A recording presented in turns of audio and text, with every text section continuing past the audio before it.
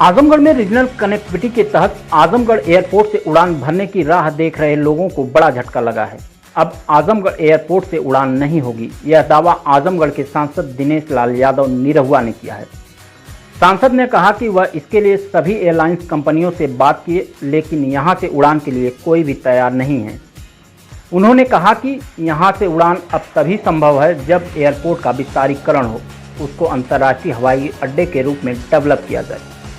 Collectorate सभागार में सांसद दिनेश लाल यादव निरहुआ ने कहा कि उड़ान के संबंध में उन्होंने विभाग से मीटिंग की है, विभाग भी उड़ान के लिए तैयार है। उनका कहना है कि आजमगढ़ पोटेंशियल वाला जिला है, अगर यहाँ अंतर्राष्ट्रीय हवाई अड्डा बनता है तो यहाँ से देश के विभिन्न भागों को विदेश के लिए उड़ान शुरू होंगी। सांसद निरहुआ ने कहा कि हमने सारे एयरलाइंस कंपनियों से बात किया, लेकिन इस हवाई अड्डे से कोई उड़ान को तैयार नहीं है।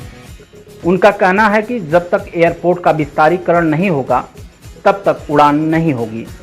इस संबंध में सीएम योगी ने भी हमसे कहा था कि आप कंपनियों से जल्द बात कर लो, हम भी उसका उद्घाटन कर देंगे, लेकिन ऐसा नहीं हुआ। उन्होंने आजमगढ़ के लोगों से अपील किया कि आप किसानों को समझाएं, और वे खुद उनसे अपील कर रहे हैं कि आपकी भूमि का 4 गुना और रहने के लिए आवास बनवा कर देंगे। उसके बाद भी आप भ्रष्ट लोगों के चक्कर में पड़े हैं तो आप अपना भविष्य खराब करने में लगे हैं।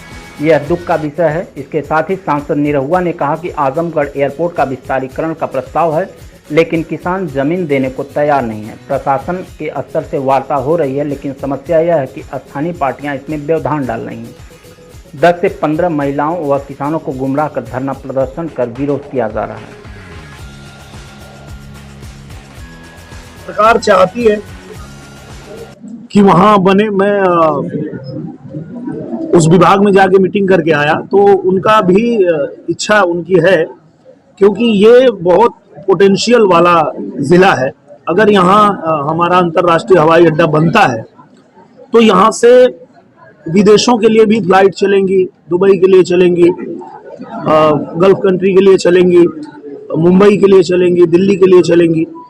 इतना क्षमता है आजमगढ़ में।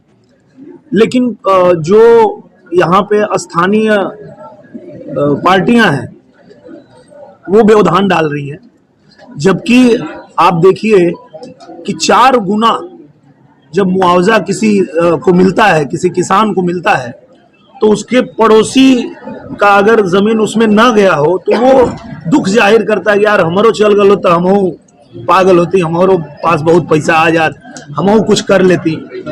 ऐसा भाव है लोगों के अंदर। लेकिन ये जो गंदी राजनीति कर रहे हैं आजमगढ़ के बाकी जो दल के लोग हैं कि 10 महिलाओं को, 10 किसानों को वहां बैठा करके उनको गुमराह करके और उनके बच्चों का भविष्य खराब कर रहे हैं, उनको धरना प्रदर्शन करवा रहे हैं। तो बात जब ऐसी आती है कि कोई किसान अगर तकलीफ में है तो फिर हमको वहां रुकना पड़ता है। और हमने पूजनीय महाराज जी से निवेदन किया कि इसको रोक दीजिए महाराज जी, जहां का तहां रहने दीजिए। हम किसानों के साथ बातचीत कर रहे हैं, और जब उनको हम समझाने में कामयाब हो जाएंगे कि भाई हम आपके भले के लिए कर रहे हैं, आपका नुकसान करने नहीं आए हैं। जब तरक्की होगी, जब यहाँ अंतर्राष्ट्रीय हवाई अड्डा बनेगा तो आपके बच्चों का भविष्य सुधरेगा, आजमगढ़ का भविष्य सुधरेगा। लोगों को कहीं और जाने की आवश्यकता नहीं होगी, वो यहीं से जहां जाना चाहे वहां के लिए फ्लाइट पकड़ेंगे। तो कब तक हो जाएगा? अब देखिए, जो पहले का बना हुआ है उस पर तो कोई फ्लाइट उड़ाने को तैयार नहीं है। हमने सारे एयरलाइन से बात करके देख लिया। उनका कहना है कि जब तक वो हवाई पट्टी पूरी तरह जो प्रस्तावित है वो बन नहीं जाएगी, हम वहां से फ्लाइट नहीं उड़ाएंगे। मतलब घरेलू उड़ान के लिए घरेलू उड़ान कोई तैयार नहीं है। हमने सबसे बात की और आप लोगों के कहने पे ही बात की। आप लोग कई बार हमसे पूछे कि यहाँ कब शुरू होगी। पूजनीय महाराज जी ने भी कहा कि आप बात कर लो तो फिर हम आके वो उद्घाटन करते हैं। तो हमने सभी एयरलाइंस में जाके बात किया, कोई तैयार नहीं है घरेलू उड़ान के लिए। उसमें उनको नुकसान होगा। अगर अंतर्राष्ट्रीय हवाई अड्डा नहीं बनता है तो यहाँ से कोई उड़ान नहीं चलेगी। तो इसके लिए मैं निवेदन करता हूँ अपने आजमगढ़ के लोगों से कि आप लोग योगदान दीजिए और आप लोग जो है इसमें मदद कीजिए।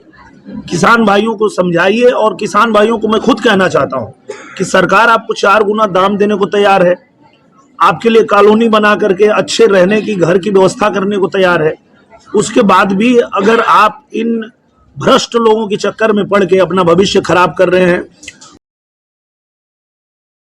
अगर आपको हमारी चैनल की खबर पसंद आई हो तो चैनल को लाइक, सब्सक्राइब और शेयर जरूर करें।